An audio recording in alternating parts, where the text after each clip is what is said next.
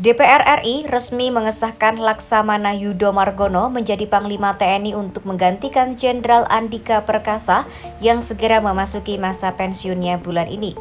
Persetujuan Yudho ini diambil dalam rapat paripurna DPR ke-12 masa persidangan 2 tahun sidang 2022-2023 yang digelar di Gedung DPR Senayan, Jakarta Pusat pada Selasa 13 Desember.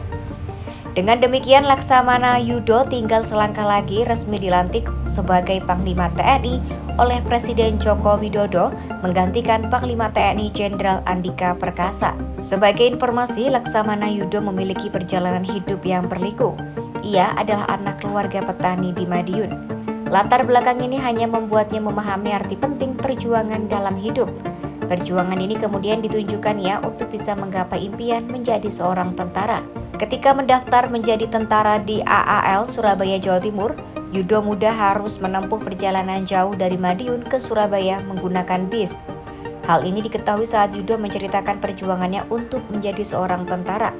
Lantaran tak punya sanak saudara, Yudho rela menumpang tidur di masjid untuk merebahkan tubuhnya setelah berjuang mengikuti proses seleksi AAL.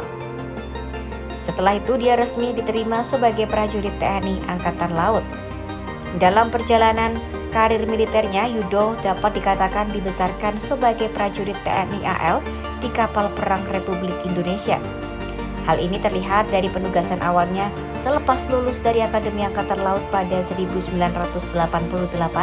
Yudho langsung mendapat kepercayaan dengan mengemban posisi sebagai asisten perwira divisi senjata artileri rudal di KRI Wilhelmus Zakaria Johannes 332. Karir terakhir Yudho sebelum menjabat KSAL adalah Panglima Komando Gabungan Wilayah Pertahanan 1 pada 2019-2020. Nama Yudho kian akrab saat menduduki jabatan tersebut. Hal ini karena keterlibatannya secara langsung memantau kehadiran kapal-kapal nelayan Cina yang melanggar karena memasuki wilayah Natuna, Kepulauan Riau pada 2020. Tak sampai di situ, Yudho juga terlibat aktif dalam penanganan warga terkait COVID-19, terutama dalam pemulangan WNI yang ada di luar negeri. Setelah kini menjadi Panglima TNI, Laksamana Yudho diharapkan mampu membawa TNI ke arah lebih baik.